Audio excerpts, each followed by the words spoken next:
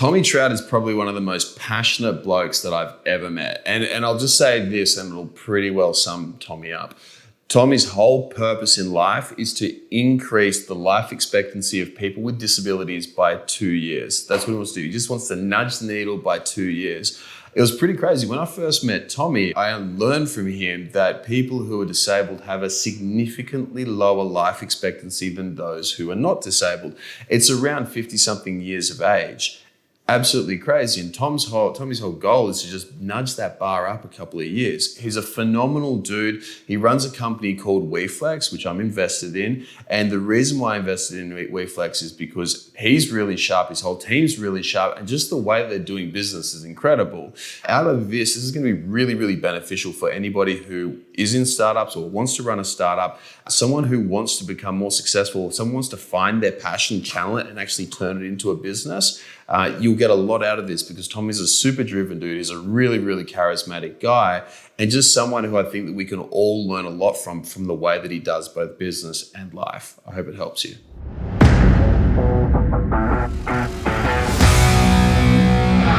And we are live. Tommy Trout. Let's do it. It's good to have you on, man. So what I was thinking, there's so many places I wanted to start, but I want to start with the thing that I know absolutely nothing about you is your history working in mental health and with suicide and that sort of area. Can you tell us, man, how did you get into that line of work? So before working in WeFlex, I dabbled in national suicide prevention for an organisation called Wesley Life Force, part of Wesley Mission Sydney.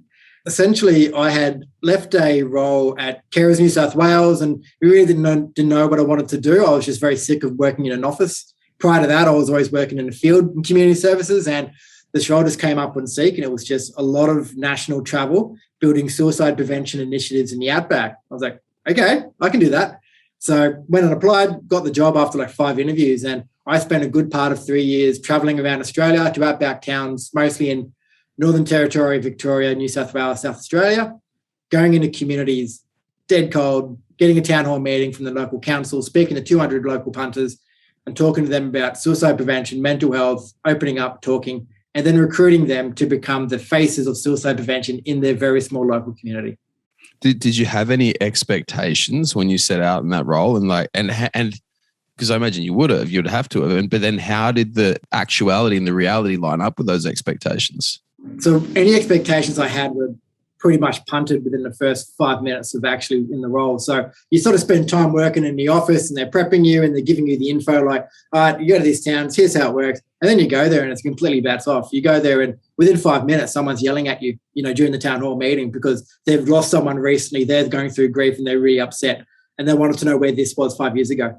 And you're trying to talk to them whilst also talking to the 199 other people in that room. And you realize every community is just so insanely different, even ones that are 100 Ks apart. You've just got to be a chameleon, fill the town out, get the vibe of the room, and just constantly evolve with that town and as the conversations as they happen. So, yeah, preconceptions will be the death of you and that sort of work. Yeah, massive, man. And you spent 3 years doing that. Absolutely. I lived and breathed suicide prevention in the Outback. Yeah, right. And so tell us about like suicide because we're not allowed to talk about suicide apparently in the media. We can't do it. I don't know if I'm bad for talking about it on here, but I feel it's something we need to fucking address. I mean, I don't know when the last time we swept something underneath the rug and it was a good idea. Like, I don't know if it ever is. Like, first of all, am I a moron for talking about suicide here? No, if anything, we need to do it more. So, like children seem to think that if you brush something under a rug, it disappears, but it doesn't, Well, governments do too, apparently. Yeah, and if anything, it festers and it molds and it gets worse and you don't know where it is and you don't know how it's multiplying. But, it's been a few years since I've been in that line of work, but essentially it's a silent epidemic happening around Australia. Suicide deaths themselves are around 3,000, but like I was telling to you earlier, there are a lot of deaths that are suspected suicide that aren't noted down in the coroner's report as one. So single car accidents, workplace accidents, unique deaths where either the family will fight to have it overturned or it's just misdiagnosed in how it happens. So single car accidents are really popular, especially in the country. And then you go out into the Outback, and you're dealing with communities where there's bushfires that happen almost annual. You can set your watch to them. And, you have a guy who will inherit a family farm 3-4 generations down the line. He gets it. Wildfire absolutely wipes it out. He has subsidies. He has support maybe for like 12 months. But, in farming, it takes years to actually build it back up. to a sustainable level again. And so he's kind of screwed. And he's the one who failed. He has very little support. After 12 months, a lot of the government support can go away. Service providers are stretched, doing the best they can in their regions. And these are country boys who typically have smaller social circles, less support, more isolated. All of it just adds up to deteriorating mental health. And that's when those decisions get made, unfortunately. It seems like that everyone talks about mental health. Like everyone loves to have a fucking banner in their social media and talk about it. And we need to talk. We need more mental health awareness. I'm like, everyone knows it fucking exists, but nobody actually talks about the real things. Like 3,000 people are killing themselves every year, and you think it's double that actually, if we take into account. That's just one guy's opinion, absolutely not rooted in fact. But yes, totally. I think so. But, when it comes to, mental health, it's a big part of it is you think that we shouldn't talk about it. But really, one thing that we know and one thing that I experienced in suicide prevention especially is the worst thing you can do is say nothing. But people are so terrified of talking about it because I'm going to make it worse for you. People overthink it, they become neurotic about it, and there's no conversation that happens. So there was a story about a guy who I was working in a country town and a woman told me this story. He was all set to kill himself. He went in the town to get supplies to do it. When he got to the shop, as he got out of his ute, a friend of his saw him there, said hi, asked him out for a beer. They had a beer together and he didn't kill himself purely because someone asked him how he was. I heard that you were going through a divorce. Mate, let's go get a beer and talk about it. And he didn't kill himself. One conversation happened. And it wasn't about his mental health. It wasn't about his suicide. It was asking how he was.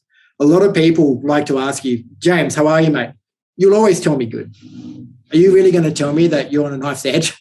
You know what I mean? Like why do you think we do that? Because we're so conditioned. Because when you ask someone, right, and I was even talking about this the other day with someone, when you ask someone, like, how are you? And they say, oh, not so good today. You're like, I didn't fucking ask for your life story. I just asked, how are you? Why do we do that? Yeah, it's an autopilot. Like it's saying, are you good? Right? And most people, I know I say good without thinking about it. It's an absolute pilot response. I'm like, yeah, good. I'm like, oh, wait, I'm not though, actually.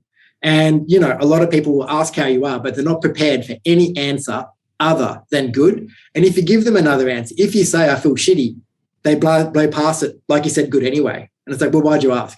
You know what I mean? Like, is it for your benefit or mine? Yeah. So now I'm actually getting into the habit where I'm asking the people dearest to me, and even starting to do it to people who I don't know that well, I ask, can I get a mental health check-in? Are you okay? And what's the response to that? People are more likely to open up. Obviously, the trend of men saying that they're still fine is obviously a little bit higher than women, which is, a typical male sort of response. But people, when you actually say, no, I'm going to stop. How are you? Are you okay? Give me a mental health check-in. You're giving them a little bit more of a license or permission to talk about it, as opposed to how are you? That's like just the most, I think it's just like a courtesy. You know what I mean? It's not a real inquiry. It's just part of the hello, so to speak. So yeah, I know. That's my thoughts. What do you think? About? If I asked you for a mental health check-in, would you actually give me one? Yeah. I'm pretty lucky though. I live in Noosa and I'm in the sun every day and I get to talk with amazing people like you. So I don't have anything to complain about yet. But no, I totally would.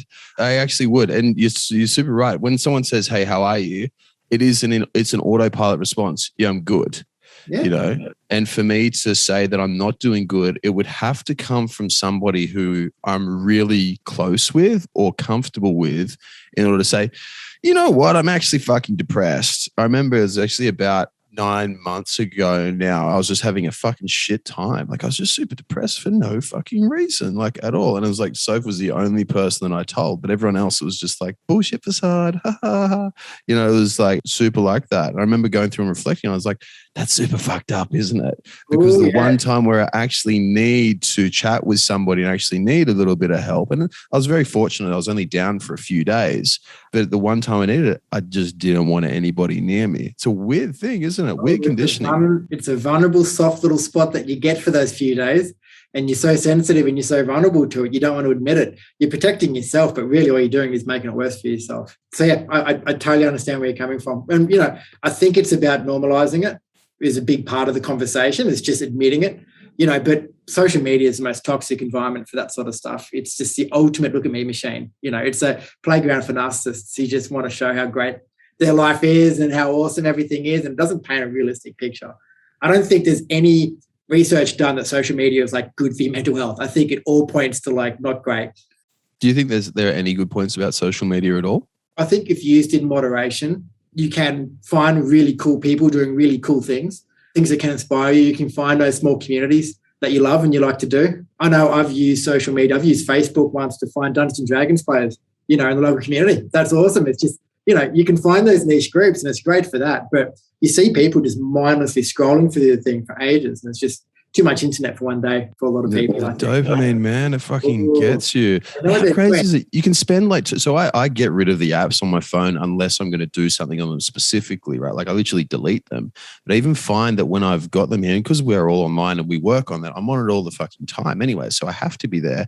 But I'll just catch myself just scrolling pointlessly. It's like 20 minutes. Oh shit. Wait. It's like, fuck, like I've got life to do. Like I've got all this shit to do. And I've spent 20 minutes scrolling over useless crap that hasn't made my life better. Oh, it has not moved the dial forward in one bit, but you still keep going back to it. I think it's one of those things because it's so digestible. It's absolutely built to be digested on the spot as it is, right? It's small, it's bright, it's colourful. It gives you that quick fix, way better than anything else. So, yeah, I think you've just got to actively, you've got to display restraint, discipline, and just force yourself or give yourself a time limit. So I now really try and only do it when I'm doing my own thing or for work stuff, but that's pretty much it. Otherwise, totally. Speaking of work stuff, let's chat WeFlex, because this is like fucking cool. Like seriously cool. Yeah. Like how often do you get a business like WeFlex where you get to make a business that, how everyone wants to change the world in business? Everyone wants to say we actually change the world. Well, you're actually doing that. So with that, can we start first of all with you? Like, why do you even care about people who are disabled? Like, why are you so committed to them that you'll actually put your whole life, work your ass off for fuck all money to make it so that people who are disabled get a better life? Yeah, sure. Look, I've been in community services, looking after people with disadvantage one way or another my entire career. I started when I was 16, 17 years old. I did volunteer work at my little brother's as teens at Asperger's social group. So my little brother, Jackie Boy, he's on the autism spectrum, and so was my old man. And, I grew up watching my little brother get bullied in school, and I was just the kid who just flew into every bully twice his size every single time I saw it to protect him. But I sort of saw that not everyone isn't equal. And I saw and learned over time that the world isn't built for everybody. The world isn't built for people with sensory issues. The world isn't built for people in wheelchairs, and they just have to try and work out how to fit into our world. And so growing up like that, it just really pissed me off. Like it's a white hot blood rage when it's your family and it's your little brother, right? And you see that and it's the way that it just gets written off a lot of the times as a kid as well. You get that tag, you're autistic. Well, you're one of those and you're that.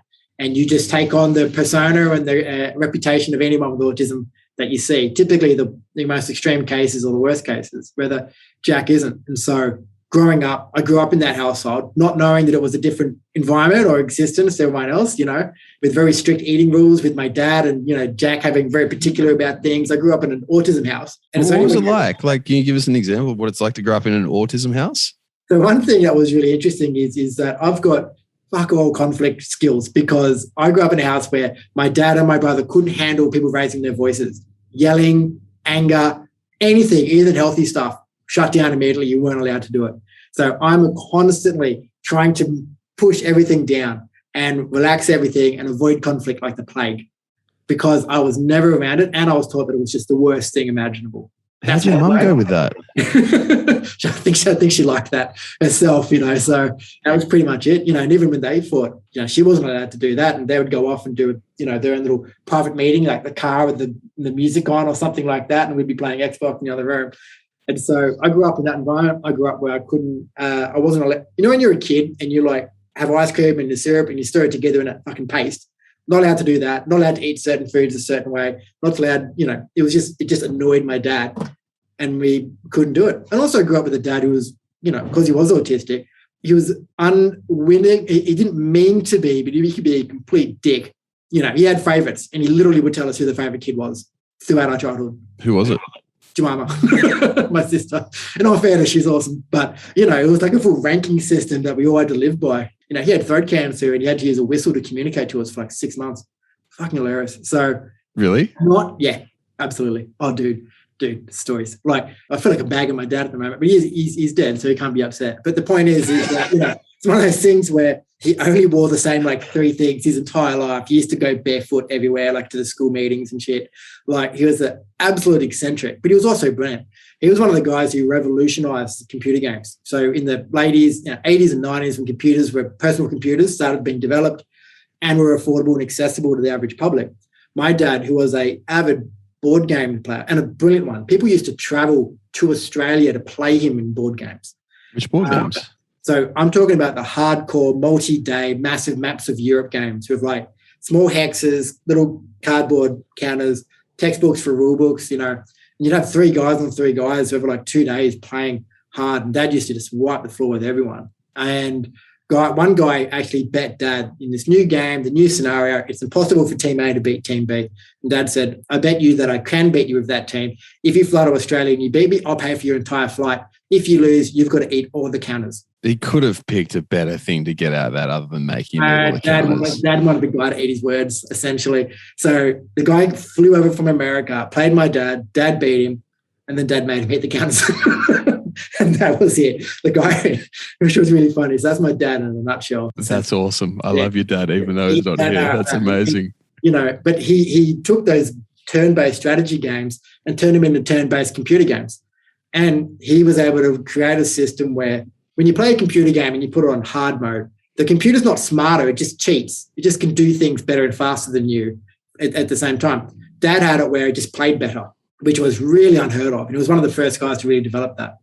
So he was absolutely brilliant in that regard. And it was weird, like at the time, before he died, we were close in playing board games together, but now starting WeFlex, my own business, I'm like connecting to my dad on a whole new level because he was doing what he was passionate about. And now I'm doing what I'm passionate about in our own business. It's really cool. I didn't expect it, and it's absolutely overwhelming at times. It's really, really fun. So how did WeFlex come about? So 9 years ago, this is the story of WeFlex, which you already know, but I was working in disability support care up in the Thornley region in New South Wales, and I was given a client. I was told he's autistic, he's psychotic, he's antisocial, we need you to go and work with this guy. And so I do. No one really wanted to work with this guy. You hear the word psychotic and you're just like, oh, Jesus, I don't want to get stabbed today. But I went over to that dude's house and he was just freaking awesome, like a really interesting, smart guy. He used to like chat with NASA people on the computer and stuff like that. But, he lived alone. His family had abandoned him due to cultural reasons, his psychosis. And sorry, what cultural reasons? How does that work? So they sort of had a Middle Eastern heritage, pretty hardcore, and they saw psychosis and the voices as being heresy or heretical. Really? Mm-hmm. That's kind of hard to imagine coming from my background. Oh, yeah. Look, I don't think it's representative of that culture. I think the parents were themselves looking for a reason to disown him because he was incredibly high maintenance and hard work for them and brought shame upon their family, I think, which just says more about them than him, in my opinion. But I'm not convinced it's a true reflection of the culture. I think they just suck.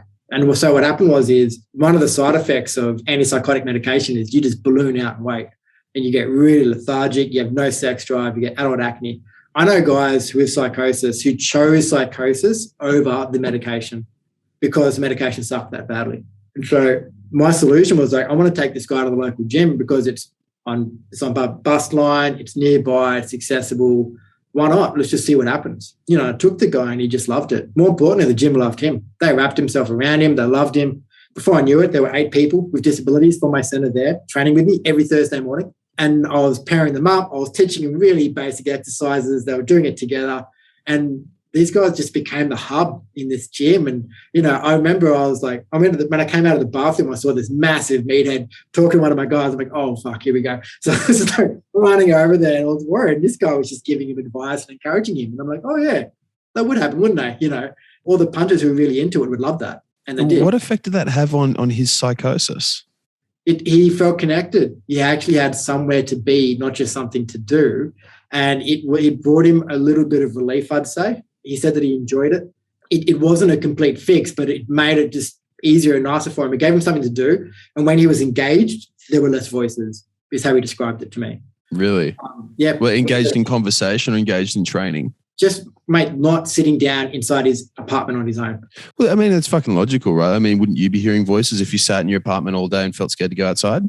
Dude, I'm in the never-ending apocalypse of the Sydney hellscape at the moment. And I've been here for 2 months in a studio apartment, and I'm okay, but like also not great.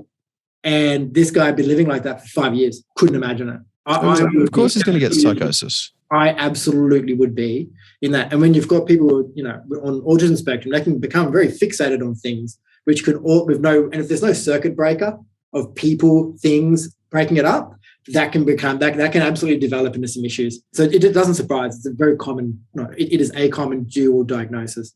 Anyway, these guys loved it. They were like, oh, I want to go. Their service providers were like, oh, can you come set up the same group over in the northern beaches of Sydney? I'm like, yep, I can do that. And then my old man passed away. My dad died of incredibly preventable health conditions. I mean, he used to drink between 12, 16 cans of Diet Coke a day, every day for years. No joke. Wow. Wouldn't touch vegetables. I mean, he was tough as they come, but he absolutely wrote his body off. Zero exercise, zero nutrition. He couldn't have tried harder to be unhealthy, essentially. And it was a miracle he lived as long as he did, to be honest with you. And so, how old was he when he passed? 59, if memory serves. Yeah, okay, gotcha. Around that. So, but that's pretty close to the national average for somebody with disabilities, about 53 at the moment, but for the general population, it's closer to 80, 83. So we're at Dad's funeral and Jack's breaking down, which was terrible, which really hurt me. But I was like, well, I don't want that to happen to Jack, because Jack was going in his footsteps, my little brother. And so we went to get Jack to the gym, and we just couldn't find a PT who was suitable for him. Half the PTs felt like it actually wasn't, they weren't legally allowed to do it. Like it was out of their scope. Like, oh no, you need to go see an OT or a physio about that. And then the other ones that were willing just treated Jack like he was a moron. And so it was really out of desperation. I took myself off to do a Cert 4 in fitness, became a PT, trained Jack myself, loved it. I knew what I wanted to do with my life doing that. And then really Jack's lost about 10 kilos, works out with me a few times a week, does his exercise, makes choices for himself, absolutely kicking goals at the moment. But there are hundreds of thousands, if not millions of people with disability who have really terrible health outcomes, not all of which are attributable to their disability itself. And so I was sort of like, well, nothing's happening here and I don't know why. There's no training for personal trainers to really do anything there. And I waited for like 10 years for that to happen. And I just really got to a point of fuck it and said, I'm just going to do it.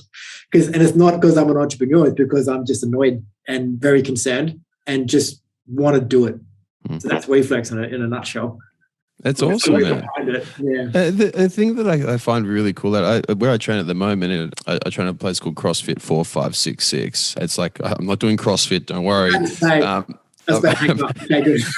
I'm doing Olympic lifting. Did do CrossFit for a little while, and you know what? It's actually not as bad as what I thought it was going to be. But no, I'm doing Olympic. It just depends on who's teaching you and what the culture is. There are some half decent ones, but oh my God.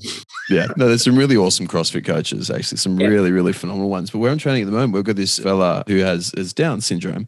And I remember like everything that I was taught, like all the stigmas and what, I've never really had much connection with guys who've had Down syndrome because of the areas of life that I've been in. I mean, like peak performance and pro bodybuilding is not really an area where you meet, guys like that with disability. It's not, because it's different ends, right? But the coolest thing I found out that I met out of that I learned out of this and being around him is, these guys are just like us. They're the fucking same. But we're so stigmatized around treating them differently. I fucking love chatting with Eli. I chat with him every session. In fact, I chat with him more than anybody else in the gym. He's a fucking awesome guy, like fun to be around and super happy.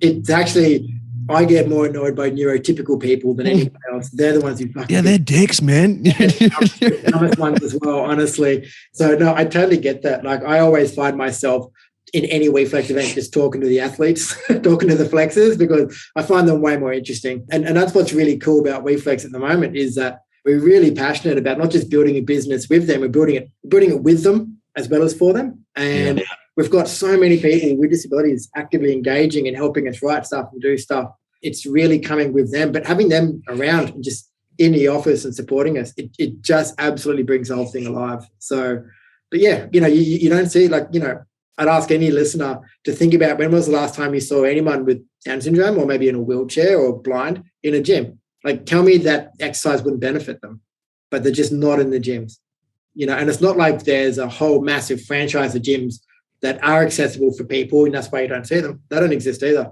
They're just not in the gyms. And so that was something that just never made sense to me. But why is it? Because it doesn't make sense, man. Even from let's go right down to the root of capitalism, right? It doesn't make sense. Like, how many people are there that are just like moderately disabled, within moderately or mildly disabled in Australia? I'd say between about 1.4 million, 2.1 million. So that's a massive market that's being totally basic capitalist. I'm not even talking about from treating them like human, but basic. That's a fucking massive market. Why does nobody cater to these guys? A lot of them have jobs. I mean, someone with an amputation can absolutely have a job. Same with someone who's blind or deaf. So it's not like they can't afford it either. And a lot of it, I don't know what it is. And it's funny because, in a weird way, the fitness industry itself, I think, is just incredibly fixated. Like my brother says, it's actually autistic itself, in that it's just obsessed with everything. Like, it just keeps trying to up the ante in the exact same direction. Like, they're just doing the same thing over and over again. Like, none of them are thinking about, what if we actually market to a whole new demographic? Like, no, we're going to go after the exact same people we've been trying to go after for the last 50 years, but we're just going to go harder at it. And then you look at, ambassadors and influencers and all that garbage. They're just trying to up the ante in the insanity of the exercise and the workout, not who they're doing it with. Like, influencers, fitness influencers and stuff ages ago, which is, calisthenics is the new thing. Now you've got people just doing like the most stupidest, insane workout things, just trying to up the ante on that. And it's how great are the booty exercises? Just becoming less accessible. Chicks are like getting their ass in the exact position to show as much vagina as possible. It's like, and then make it into an exercise. I think they've really landed on something in the fitness industry. Sex might sell, after all. I think they're the first industry to actually try and use that as a technique to sell me something. Yeah, no, dude, it's like a slight tangent, but it's like, I see it's funny because I see this shit all the time, like every single day. It's as if like chicks and dudes haven't figured out that they're not the only ones with abs or tits or an ass. And just because you put extra collagen in your lips and made your tits way bigger, it doesn't give you a competitive advantage because everyone can fucking do it. They're the main characters, apparently. They're the main characters. That's crazy, man. It's like, why don't people use more soul? Maybe this is because I'm too much of a hippie and I've meditated too much. You get into the space and you just see everything through a new lens. Like, I've never looked at a hyper fit person on Instagram and be like, oh, I need to get in shape, But when I look at, like those massive before and after photos, or I follow all those I am adaptive pages of people with like no limbs still working out harder than me. That's what gets me fired up. Like, I'm like, Chris Nikic, he's the first guy with Down syndrome to complete an Ironman. Like, hell yeah, that's the kind of thing that gets me revved up. Just seeing some himbo or bimbo with big muscles just showing me their stupid workout. It's just garbage on my page, really. I've created that fucking garbage before, and it's putrid. You created this, yeah. Yeah. How many people from the James Canfield thought have gone on to pollute all timelines of their crap? Yeah, legit. I'm sorry to every single person who's ever seen my shit. There's just no soul to it. I'm just like if that's what fitness is for you, great. Great for you. For me, fitness, I think. And this is where I'm sure we're in agreement, where if you're in that industry, and health and well-being, like that broader industry of, trying to make yourself better physically, knowing that there's mental and emotional benefits of it as well. You can't love it if you don't hate it at the exact same time, because for every great operator, there's normally another one who's just absolutely out of order. Either they're just completely full of shit and what they're saying makes no sense, or is downright harmful or toxic and counter to what they should be saying, But there's so much opportunity there for it to be a real force for good. And I think it's kind of there, but not really. And I'm really hopeful and planning for WeFlex to be one of the forces for good that shows that, fitness is for everybody and every body type. We already are, man. And I think the coolest thing, the difference between good and evil is not the advice. One thing I learned from this and from studying and being around a lot of really smart people is you can have the best advice in the world, but if you're a fucking cunt, you're still a fucking cunt, right? And if you go out, and there are loads of people with PhDs and stuff like this who spew out great information, but it's all toxic and it's evil and it's crap and it creates more toxicity. So yeah, okay, cool. You might be right with this way to grow your glutes better than some other person who you disagree with. But the fact you've gone and spewed out so much negativity into the world has negated any positive effect you've had. But then when you compare that with WeFlex and with what you guys are doing, like that's the reason why I invested in you guys, because I fucking liked you. I remember like on our first convo when you pitched me, I was like, yeah, whatever, Tommy, I like you, man. Like you're awesome. Like don't show me the fucking slide deck. Like I love you, like, and what you're about. People don't back ideas, they back people at the end of the day, especially with investment, you know, and if you don't think that's true, I'll remind you, you remember the pet rock? Yeah. That made millions of dollars. Like never forget, someone made millions of dollars selling rocks to people as pets. Just never forget that. And I always remember that when I'm like, it's not always about the product. Post WeFlex idea. Somebody, who do that I really want to talk to you about cap raising, right? So you are not a salesman or not a cap raiser. You are not that by trade. You're not a banker. Like, how did you go with that? I'd say in a weird way, I'd argue that I am, but I've never sold for money. So when I was talking to some of the other advisors, I'm like, well, if I can convince a depressed man to go for a walk with me, that's selling something, right? You know, if I can convince someone in an Outback town to be the face of suicide prevention, that's selling something. If I can convince somebody who works in a drug and alcohol clinic, where I used to work in methadone reduction, like one of the most addictive substances on the planet, if I can convince them to stay another day, I've clearly got some ability not to sell, but to actually, sell a vision or to influence people. And so it was interesting where I feel like I underestimated my own ability to sell going into it. But one thing that we were really passionate about was we don't just want the money, we want the right people to come on board. Because if you're not the right, one, you're not going to get it. But two, you need to be all in on this. You need to actually understand what we're trying to do and buy the vision. Because we were raising money pre-capital raise, pre-revenue really. We were saying, look, this is the opportunity, this is the idea, this is our belief in it. And we were really selling the vision, selling the dream. And if for that to work, we need that community, all kinds of people around the table helping us build it. And that was something that we were looking at. And that's something that we got. We ended up with the right people and the right amount of money to really launch this thing on the right foot. And that's exactly what's happened. So, the cap raise is crazy. I didn't understand or appreciate how personal it was going to be. Even with a career where I've always tried to separate church and state. When I go home, I'm caveman. I don't care if work burns down. It's separate to me. When you're putting your own baby in front of people, bearing your soul, telling your own life, family story, and to some extent trying to commoditize your own family story to get the point across and, to try and raise money. It's incredibly personal. And when someone is sort of like, no, even if they're sweet about it, they're just like, no, it's just pre-revenue is not for me. But next time you do a raise, let me know because I love you, but just not enough at the moment. It's impossible not to take that to heart. I've actually got a list near my desk of all the people who invested in it. And I just look at it and remind myself of the people who have invested in me and believe in me. I've also got the list of people who didn't invest. And I'm like, I'm going to get you next time. No one's getting off this train. Like, you're getting on eventually. So yeah, it was a real journey, dude. I wouldn't recommend it. It was really hard. It was 35 pitches in like 1 month. It was like at least one a day, sometimes two a day. And you're just getting your hopes up. You're going in and you're just with people who will tell you to your face, no. And, it can be hard because it's very personal. And I was at a point when I was raising where I left work in July 1st last year. And I was living on savings and the goodwill of my friends for a whole year, 12 months, living on nothing, like $2 loaves of bread, vegetables, things on sale. That was my existence for 12 months. I was at a point when I was raising where I had about 1 or 2 months of liquidity left before I'd be homeless. And I'm in there trying to raise money for this thing, but not feel pressured, not be stressed out, still wanting to have the right people on board. And it's really terrifying because you're like, if this doesn't go through, I don't know what's going to happen. And I really wanted to do the whole founder entrepreneur thing without that really cliche experience, but I couldn't. It's just how it is. So, yeah, but, we got there in the end and I'm grateful for that. But my first paycheck came about 2 days before I was literally going to have no money in my account. So what did you do? So like one of the things in sales that we talk about is commission breath, right? Where, people can fucking smell when you're hunting for commission and you're hunting for $1 because you're broke and you got to do it.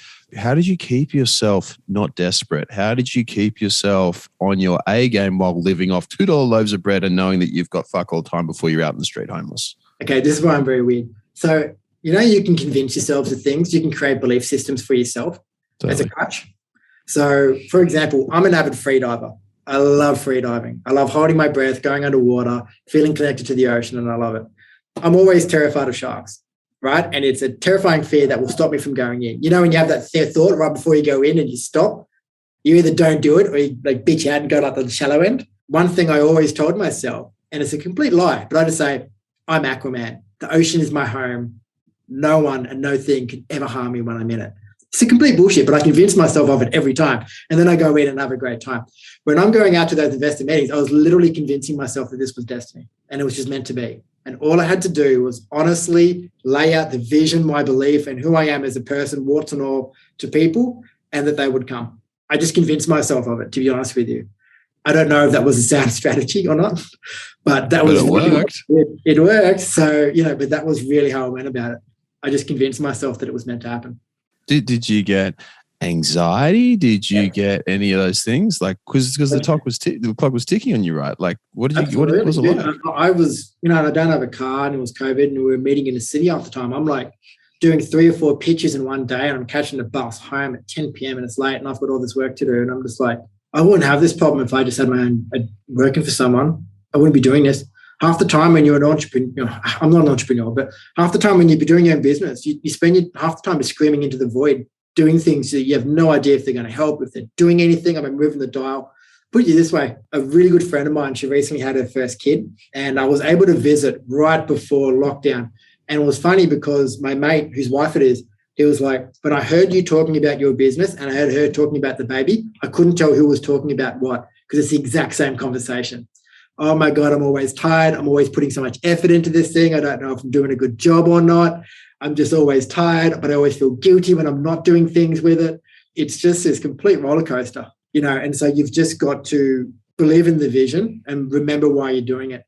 And I think for me, that was easy because WeFlex is not about me. It's about trying to bring support to hundreds of thousands, if not millions of people, with disability and helping them discover the joys and benefits of exercise. I reminded myself of my brother, of my dad, people, the original guys I worked with 10 years ago. I reminded myself that that's not changed. They're still there.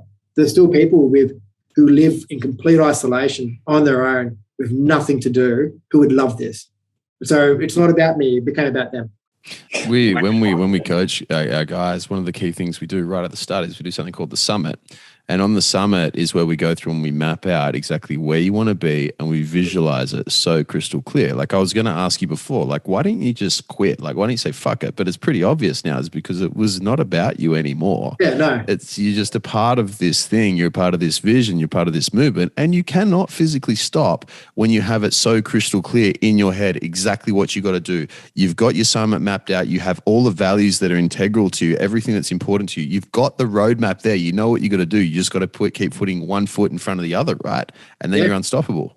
Yeah. So one thing with us, we've realized that we know exactly where we want to go and we know what it looks like, but we're the first to do it. So we're the ones who've got to chart that path. You know what I mean? So we're the ones who walk into all the bushes, get hit in the head and fall down the traps, which is great, no risk it, no biscuit. And we know that we'll be the ones who get the rewards for doing it, but we want to be the ones who start it. There's an insane amount of work to do. We've realized that, but everything we do and every bit of work we do leads us closer to it and also reaffirms it for us as well. Every day we get more convinced of what we're doing and why we're doing it.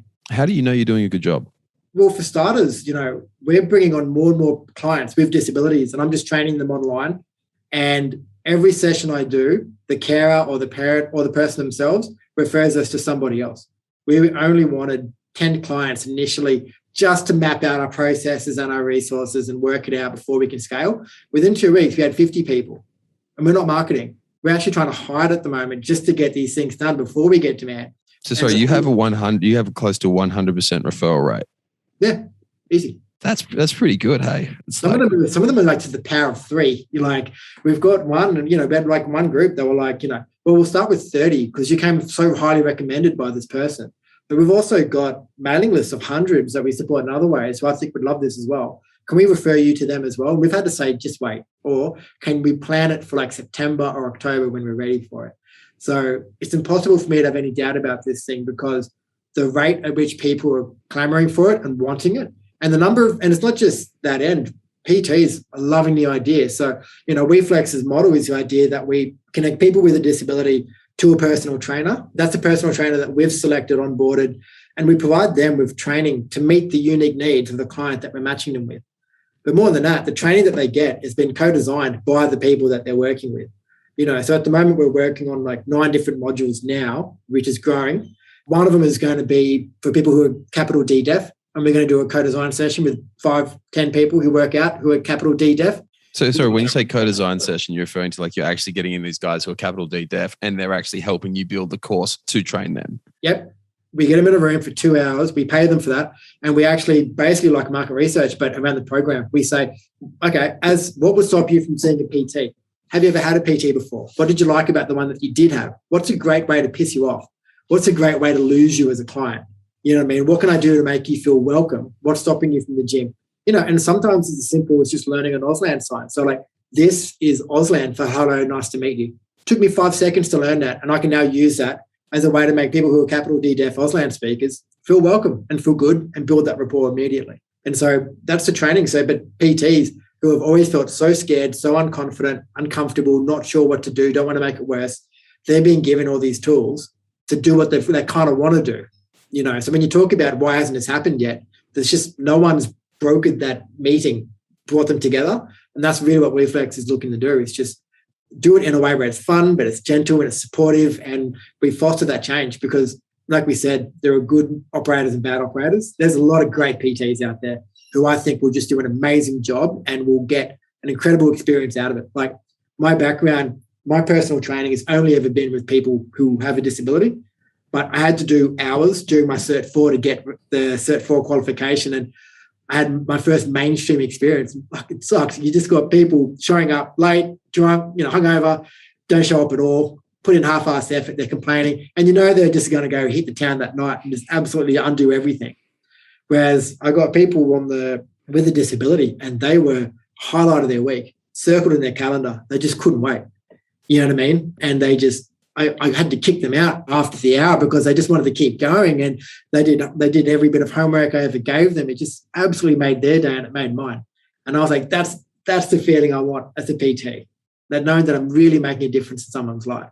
It's one of the few businesses where you make money, you get paid out of this, and then you actually go home with that feeling of satisfaction. It's the same as what I talk with our guys about. It's like every time you talk with somebody and they're like, dude, like you can see how much of an effect it's had.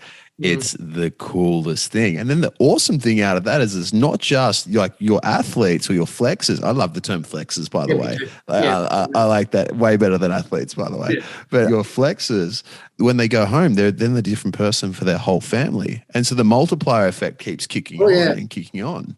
And the work that we're doing so far all agrees with that. It seems to be what's happening. And one thing that we're really passionate about is we're a business, we're not a charity, because we don't see this work as charitable. We hate that attitude that, Mr. PT, you should do this for free or do it for cheap because look at that poor guy, which is absolute bullshit. We're about to give you the best client you've ever had. You know what I mean? And we're going to train you for it, and you're going to be thanking us for it later. And we've also, and so that's why WeFlex, it's the way that we market, the way that we talk about it. We don't come from a savior complex. We don't have a pity attitude. We're like, there are some amazing athletes that we've never seen before in this group. We've got incredible abilities that we just haven't witnessed before. I've trained like my little brother who's on the spectrum. If you teach him to do something right once, he does it like that forever. His ability to recall and remember stuff, he does it perfectly for the rest of his life. It's such a treat to work with, in that regard. And so it's just really cool the way that we're sort of being able to build this business. And it's a bit of a reflection of me. It's just that fuck that Mickey Mouse marketing sort of bullcrap, and we don't believe that they're special. We're actually, one of our mottos is you're not special. You're just like everyone else. I fucking love that, man. You're not special. No. And so I'll put it to you, like one thing that's become clear to us when we talk to families is that a lot of parents, they don't want their kids to have a very different special treatment. They want to be treated like everybody else. All I want is for my kid to go to the soccer club just like I did, play just like I did. All I want is for my kid to have the same school experience I did. And so what WeFlex is trying to do is saying they're going to get the exact same service that PT would deliver regardless. PT just has a better toolkit now to meet their unique needs. I mean, you've got hundreds of coaching clients. They've all got different unique needs. Totally. You get better and you're able to meet their needs. You know how to tailor your sessions to each person. Same with our PTs. We want them just to have that toolkit to be able to engage and be able to just go with it and enjoy it. You know, we want to create that environment. So why is it that you didn't want to go down? Because one thing that a lot of people will do, a lot of us do, is we treat people as special because we feel like we should give pity or stuff like that. Yeah. Like, why is it that you deliberately don't do that? Because it's demeaning and it's othering. So, James, would you like to be called special from now on? And we'll all treat you special, and we'll put special in front of all your titles, and we'll make sure that you don't get any bullshit from any of your friends. You don't get anything close to ribbing or being made fun of. We'll just be stoked on you forever. Would you like that? No, fuck no, I'd hate it. No, why not? It's awesome. Like, it's special. Wouldn't you want that? Yeah, no, I wouldn't. I would actually hate that. It sucks. Yeah, you would hate it. So one thing that we grew up with is I'm one of 5.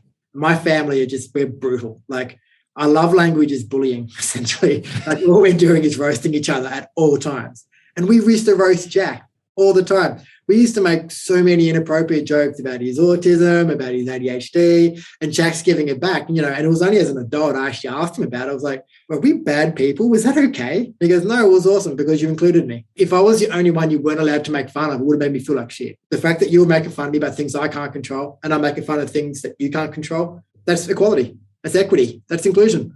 So why the fuck do you think that we're trained so differently? And you look at this whole woke movement and all that bullshit that's happening at the moment. Why are we being encouraged to treat people differently based on the color of their skin, based on, what do you call it, their neurotype or their neurotypical. It's not a bad term. I actually don't mind the term neurotypical because it's an easy way to describe a lot of different things. So it's pretty useful.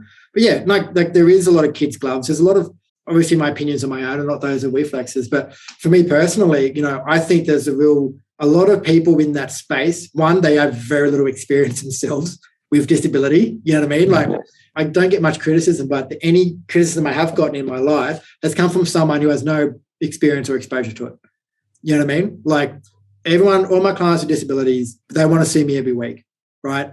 And I treat them normally. So that's a great thing. We've done co-design sessions and they say, just treat us normally.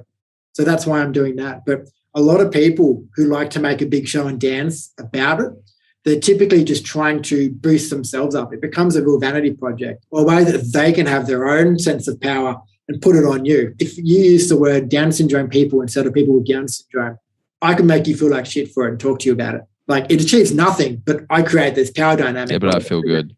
It's just like those you know, with all the bullshit that's going on in Afghanistan at the moment, you see all these people on Instagram like taking a selfie in lingerie and then saying hashtag pray for Afghanistan, or there's some guy just like looking pensively into the distance, hashtag pray for Afghanistan.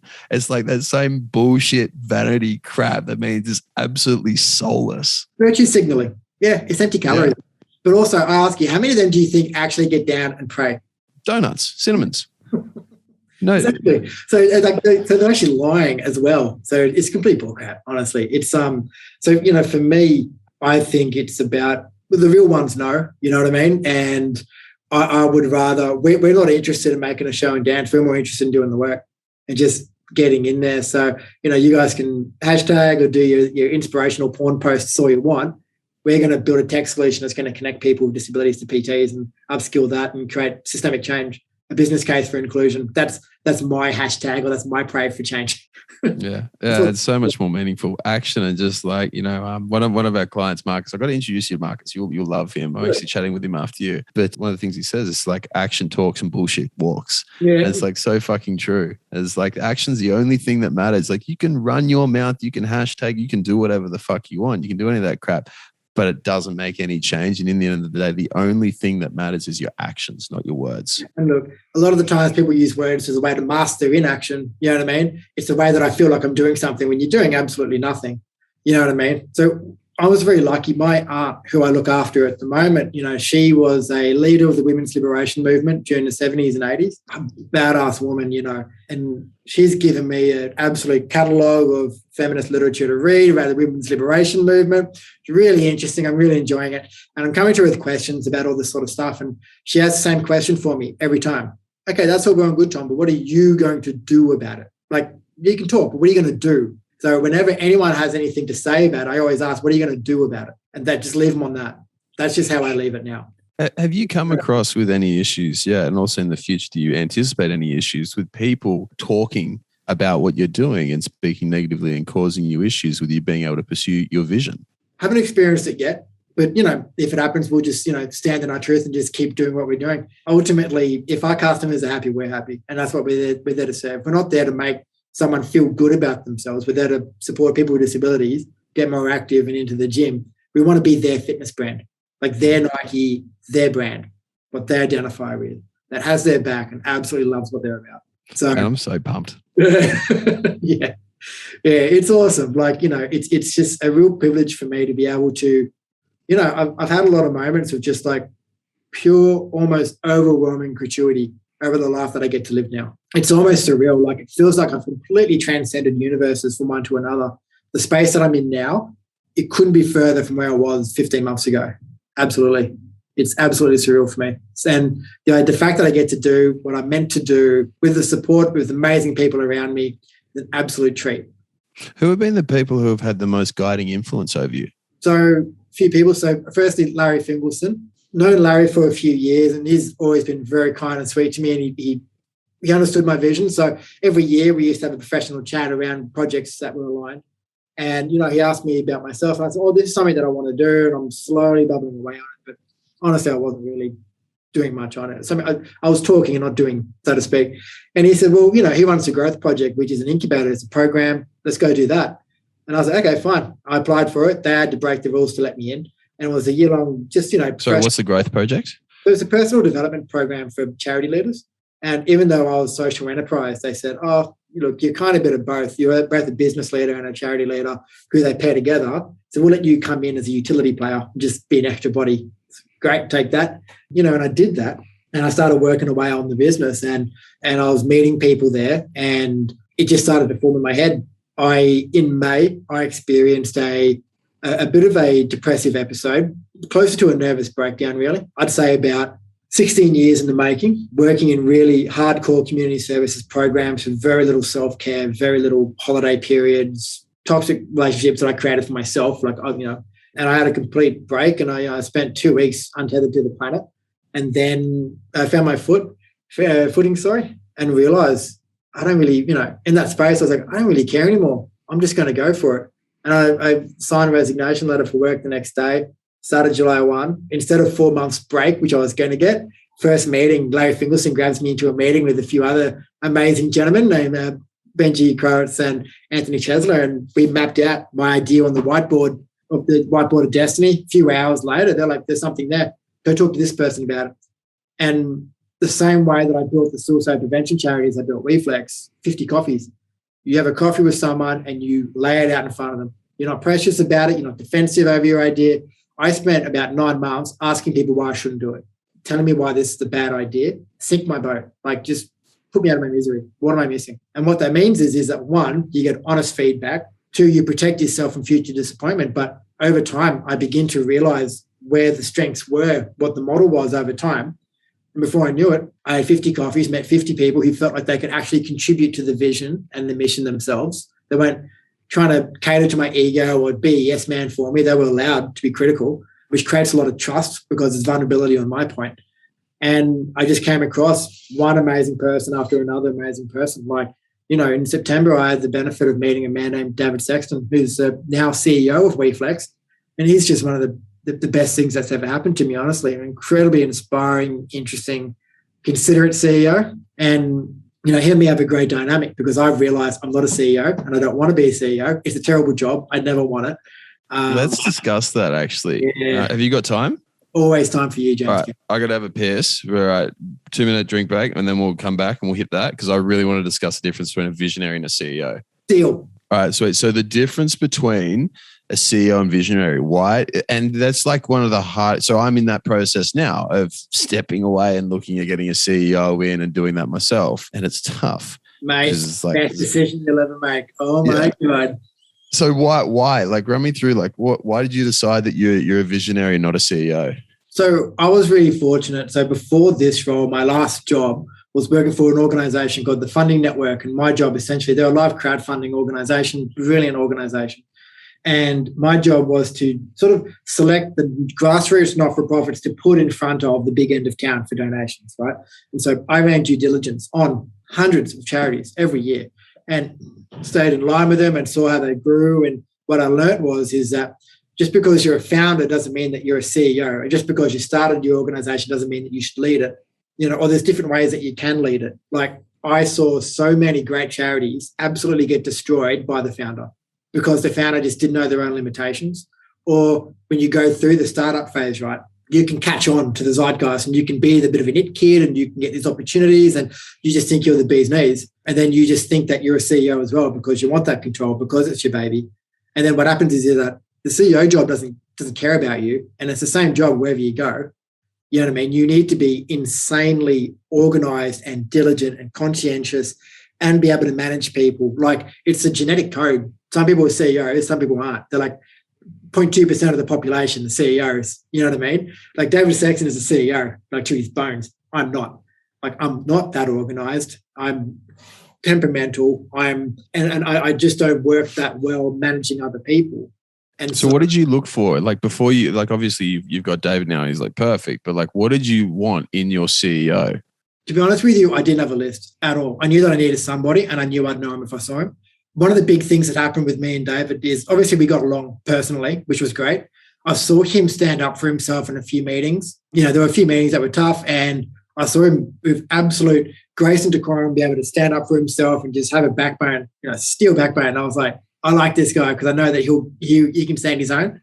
So he had courage. He has values, which mean a lot to me as well. Like I trust that he'll make the right decision, even if it's not convenient. But, we had a meeting where we were talking about how we're going to work together, if we're going to work together. And we kind of just drew out all the things I like doing, all the things he liked doing, like an opposite. So I was like, how good is that? All the things that just give me hives are things that he absolutely loves doing or he's just very good at. And so it was, I felt guilty. I was carving out this dream role for myself. And I was like, I should be doing more of the boring stuff because, it's my business and I need to be more accountable. He's like, no, I'll do that. I'm like, okay, yes, sweet. No givesy backsies, no returns. This is the deal. And it's hard, but for me, it's easier than it's going to be for you because I never was the CEO. I was interim CEO, sure, but I didn't spend years in that role and then have to let go of it. I had a pretty good understanding from the beginning. My best contribution to WeFlex is in a founder role, in an ambassador role, in the working 1 year ahead of the business kind of role. Here's the organized guy who can get stuff done. And that's what we need. I get stuff done, he gets it done. There's a big difference, hey. It's like you've got to have, it's a totally different personality type though to lead the business as opposed to run it. It's a genetic thing. I don't know what it is, but there's just a type that just are meant to do it. And I know we're not meant to. We're not meant to be project managing. Like, could you? I would fucking hate my life if I was project managing. Yeah, I know. If anyone who's ever managed me in their career knows that I'm just a nightmare with that as well. And so for me, it was hard because you've got people coming along. Your mission, it's your business, it's your vision.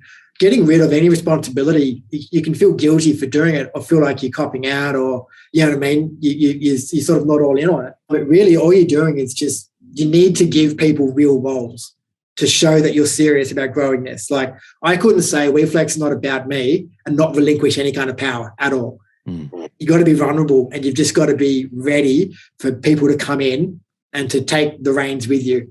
Like a big thing for me was saying, not just is David the CEO, I answer to him. He's my boss. He's not my boss and he will hate me saying that. But the point is that I answer to him. I'm his direct report. How was that adjustment? Easy.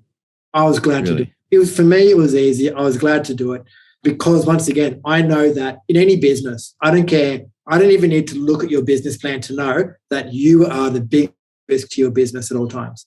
If it's your name or if it's your business or whatever, founders are almost always the biggest risk because I could sink WeFlex today if I really wanted to. You know what I mean? Faster than anything else could. So founders are the biggest risk. And so you need to mitigate that risk immediately. So why do you say founders are the biggest risk? Because in a lot of businesses, right, you have periods of growth. It's taken off because you're the founder, you've got the story, you've got this idea, aren't you great, right? But that doesn't last forever. You need to start delivering and you need to start doing great work. The majority of businesses don't thrive when one person has all the control and all the power, and you can't simultaneously do that and try and bring in all the stakeholders that you need for the business to be successful and to sustain growth. If I wanted to grow a business that's going to help people, I need an insanely amazing, talented group of stakeholders. I need tech experts, I need fitness experts, I need disability advocates, I need all that. They're not going to work for me if everything is all about me and I'm in control and I'm the power and I'm the center point. And I'm setting myself up to fail because that's more than one person's amount of work. No one can do that in a day. You know what I mean? So you're divvying up the work, but if they see that it's not about you, it's about the mission, and you're proving it by actually letting go of some of the stuff, then they will actually, it gives them greater buy-in. You know what I mean? Like, no one has any concerns about my ego or control freakery in WeFlex because they know that I want to do the role that I'm good at and I want to share the power and share the responsibility, because then you share the ownership and you share the wins. You know what I mean? Like, if you join a company and the guy wouldn't really ever let you in the tent, your heart's not going to be in it. You want to create a community. You want to create that group. And it has to not be about me. And I don't want it to. And I think that's one of the ways that I've achieved that. And it takes the stress off you eventually. You'll get to a point where you'll just be so happy you've got a CEO doing that work for you. When you're relaxing, watching TV or doing something at 7 or 8 p.m. and he's still working away sending emails, you're just like, it's good. We put in a GM, the general manager named Sandra, and she is amazing. Is like so good at implementing everything I suck at, and so good at doing that. And then we've just gone through and we've implemented like another area. We've got like the company we brought in for like head of sales and like managing all the sales and marketing. Now I don't do that either, and I can just focus on my baby, which is like doing this, like talk. Like I finally got to do a fucking podcast. Like I've been wanting to do this because I love this. I love talking. Like I get so much out of these chats. Like, I learn so much. My growth has just gone through the roof since doing these. I'm banging out like 5 interviews a week because I fucking love it. And I love talking, love learning. Like this is my jam. But then I also get to teach my guys more. Like I get to upskill. We get to work on the product. Like I'm just going through. You're ahead of the business. You're working ahead of it. 1 year of the business, laying the framework that they'll build on. Yeah. And we literally like we've doubled our growth rate in the last couple of months just since implementing a few key things and freeing me up. We're delivering better than ever. Our retention rates are better than ever. Our referral rates are better than ever. Like every indicator for us delivering a superior product is like up since I let go and stop trying to control everything. Yeah, absolutely. Because it's a fallacy anyway. But that's the real risk that founders have. Because imagine if you didn't bring on a GM, or your GM wasn't allowed to really have any real say. Imagine if there was no CEO. Like, no offense, but you're not good enough to maintain growth forever, you being in charge. Like, no one is. You're just setting it up to fail. So one thing that I think, I did an interview with Sydney Uni on Monday, and they were about entrepreneurship, which is a word I'm uncomfortable with, but they sort of said, what's the best quality or investment an entrepreneur can make? And I said, self-awareness. Throughout my career, I've had to do a lot of counselling because of the nature of the work that I've done. When I went through my bad patch last year, I saw a lot of counselling with a guy that I've known for a long time. And self-awareness really leads you to believe that you understand where your limitations are. I know there are so many things I want to do that I suck at. And professionally as well, I want to be in charge of this, even though I have no ability to deliver on it. I just want to be good at it, but I'm not. And you realize, well, is it about my ego or is it about being effective? I need to give up. I'm not going to be good with numbers. I want to be good with numbers so bad. I want to be in charge of money so goddamn bad because I think I'm good at it, but I'm just not. Letting go and just accepting that you're not that guy. You know what I mean?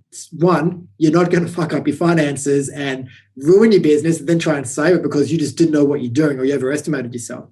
But if you give that over to someone and say, I want you to have full control, this is now your baby, they've still got better buy-in now. And it's like, oh, great. Okay, I'm in charge of this. And he's trusting me with his baby to do this. I really want to deliver for him because he didn't have to do that. He could have been on top of me somehow. He's giving it.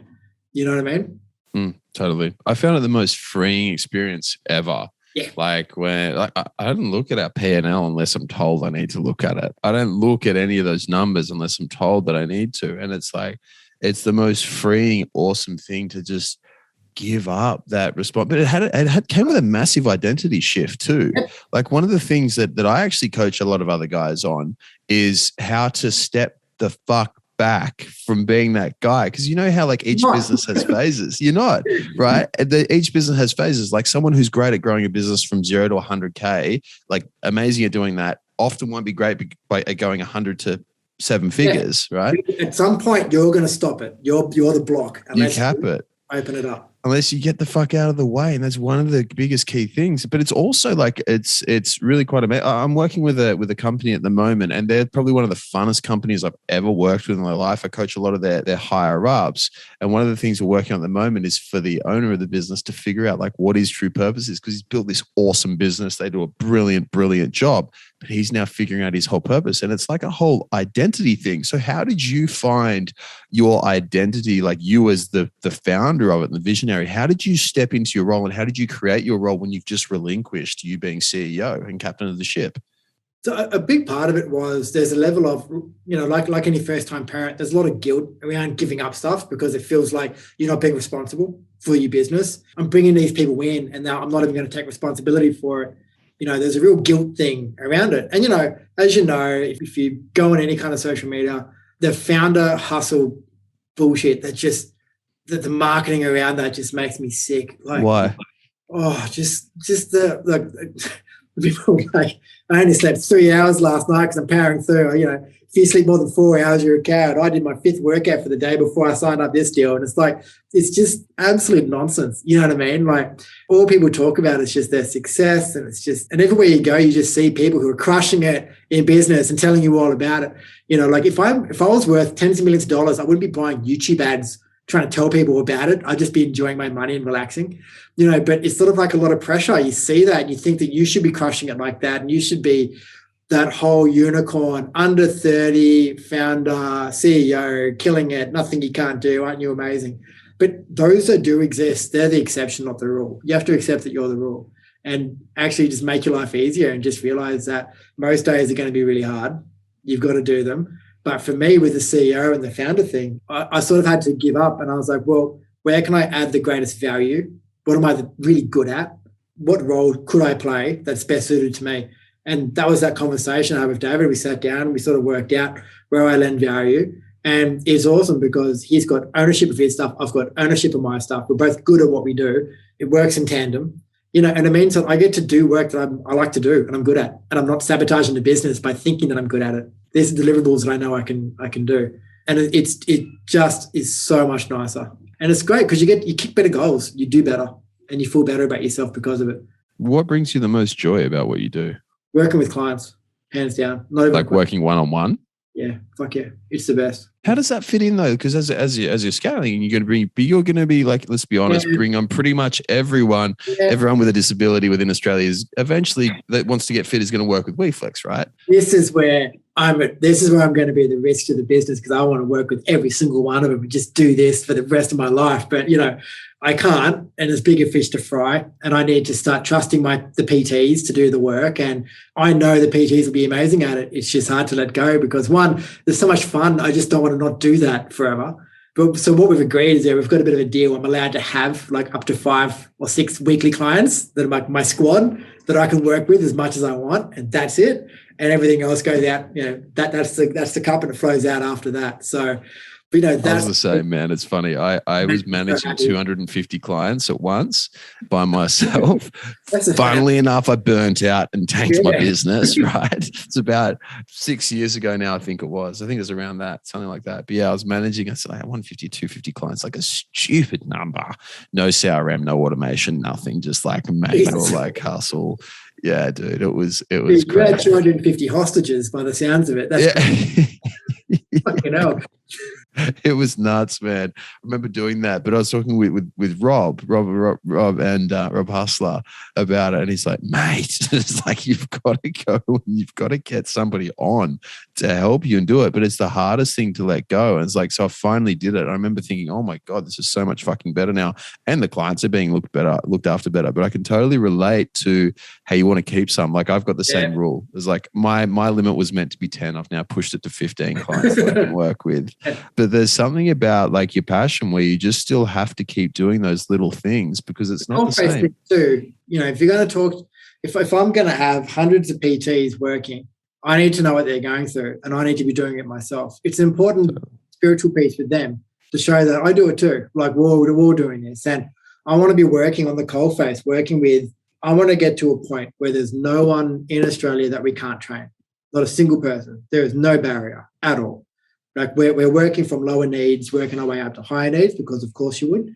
And I want to always be on the vanguard, the very front of that, working with and bringing people on and testing things out myself in our innovation lab or whatever to work that out. I want to lead that charge. And it's really important and meaningful to me that we're able to do that. And I'm able to do that. But yeah, it's probably an ego thing for me as well. Like I have to accept that there's probably going to be a lot of PTs who are better at this than I am, and I need to let them loose and work with those clients. And not everyone is going to love me either. You've just got to accept it. But I think it's sort of like the floodgates. Once you let go of a little bit of, it's easy to get rid of more, and it just flows out of you. You just got to make that little bit. I'm bringing on continual ego adjustments, huh? Yeah, I'm bringing on my first PT like in the next few days, kind of thing. And that's going to be the hard, and it'll get easier and easier and easier with every subsequent PT. And I'll probably get to a point where I love the fact that I don't have to work with all those clients. But, I need to be doing some work at all times, definitely. It's just the best, man. Like I was training one guy. He's only done his second ever PT session with me and ever, and he's already doubling his output in one session, and he loved it and he's laughing. But he's also, in our first session, he was literally casting freezing spells on me, and I had to freeze, wait for him to unfreeze me, and then keep the workout rolling the entire time. So like, you just don't get that with you just don't get that with your neurotypical clients. It's fucking awesome. Like it's so much more interesting and fun. And the guy's just laughing his ass off, and I'm like, this is joy. This is exercise and joy hand in hand. It's not me getting him to do the most insane workouts, like the triple burpee backflip bullshit. Like it's just good old-fashioned exercise, fun, companionship, getting amongst it, and showing people that exercise isn't always that intense suffering. It can be joyful and fun and easy. Like my training partner, a young woman with Down syndrome, like we have dance parties on Thursday morning for our workouts. So fun, really hard, but a lot of fun. And that's the joy that I want to bring, and I want to make sure WeFlex keeps that level of joy and happiness. Yeah, what's the point? You know what I mean? Like not everyone wants to suffer in the gym. Some people just. I don't think many people do, man. That's one thing I learned from our guys is that like a lot of guys come to us for fat loss and whatnot, but the thing that actually ends up being the most important is having a direction, having purpose, having happiness, having connection. Like those are the things that we really want at the end of the day. Yeah, but dude, the marketing doesn't reflect that. Half the time it's just like people straining or screaming, in their HIIT class or whatever. Like it's so intense. I'm at a point where I almost don't want to go in there if that's the marketing. If I saw gym marketing and I was completely cold, I had no idea and saw it, it doesn't look like a fun place. It's not marketed as super fun that often, or not often enough in my view. Very rarely. And look, I can totally get like the one side of the performance, like having been and done what I do, and even doing what I do now. Like I love fucking belting the shit out of myself. Yeah. It's fun. I enjoy that. But yeah, there's definitely a time where it has to be the thing I enjoy the most about like lifting where I lift now is that there's community and there's people around, and there's something really cool about that. And going hard and having fun aren't exclusive to each other. You can have a lot of fun while kicking your own ass and kicking other people's asses. It's so much fun to do it that way, and it builds camaraderie and it makes you enjoy the workout. And that's what I want to keep and what we will keep. But for me, I love my Brazilian Jiu-Jitsu and really missing that at the moment. And, we're literally trying to kill each other and choke each other out. But I just can't stop giggling the entire time because it's just so funny. Like it's genuinely enjoyable when you're just whispering shit into each other's ears or we're sweet nothings just to make them uncomfortable and then rolling around. Like it's great fun. And I think it's really important to me, especially when we're trying to build behavior change for people who have no exposure to exercise and fitness. We want to create the relationship and the note that exercise and gyms are good, fun places. It's a good time. You'd like doing this. Not time to pay your weekly penance, you know what I mean, to the games god. Yeah, it's complete bullcrap. So with the PTs, because like I think probably out of this, there may be one or two guys who are interested in like becoming a PT and joining WeFlex. Like what's the go? Like how do they reach out to you? What does it involve? WeFlex.com.au and you can register your interest. What I'll say and what's really interesting is that what makes a good WeFlex PT isn't necessarily what you and me would look for in a PT in a sense. So you and me might want to find someone who's technically very capable. We'll go to them with specific problems or questions or things that we want to achieve. people with the most of the clients we're getting on at the moment, they're coming in with zero to little fitness.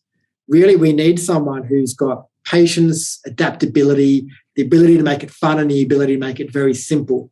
And someone who wants to be in this for the long game. You know what I mean? We're not a 30 days to shred type of shenanigans here. We're an organization that wants to build relationships and build in habits and routines and rituals that they can use for the rest of their lives to get fit. So we did a co-design session with 5 people with disabilities who exercise. And we asked, what are the qualities you want in a PT? Like, what do you want? And the 3 biggest answers, like the most overwhelming response we had, was patience, adaptability, and fun. You have to be those 3 things. You don't need to be technically capable.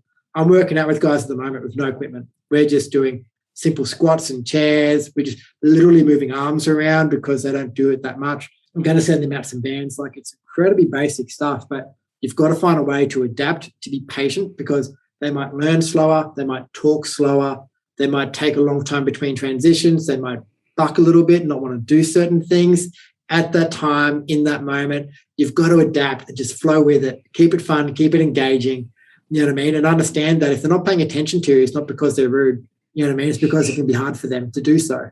So if you're a PT and you're patient, you're passionate, you don't have to know anything about disability. We'll take care of that. But if you've got those right soft skills and you're just willing to come down into someone else's world and work within that, you will have the best experience of your life professionally. I can guarantee that. That's dope, man. So weflex.com.au. That's it. Send us an expression of interest and I'll call you myself and talk to you about it. Perfect. And if there's someone here who who knows someone who is a potential flexor and wants to come on and join the athletes team, is it the same deal? Exact process. Expressions of interest form is open. And we're all flexors, mate. So not just our clients, but our PTs, we're all flexors together. We're all flexors together. I love that, man. So, dude, thank you so much for your time. This has been fucking awesome. No, thank you. I appreciate everything, James. My pleasure, man. I'll speak to you soon. Take care, brother. I hope you enjoyed the video. If you got something out of it and you want to learn more, click the link below or type in High Performance Conversations with James Can and you'll be able to check out all the podcasts that we've done. We cover a stack of different topics, everything from getting your mojo back, overcoming anxiety, self-doubt, self-esteem, and learning from some of the industries and some of the world's top performers in both business and in health. Look forward to having you on there.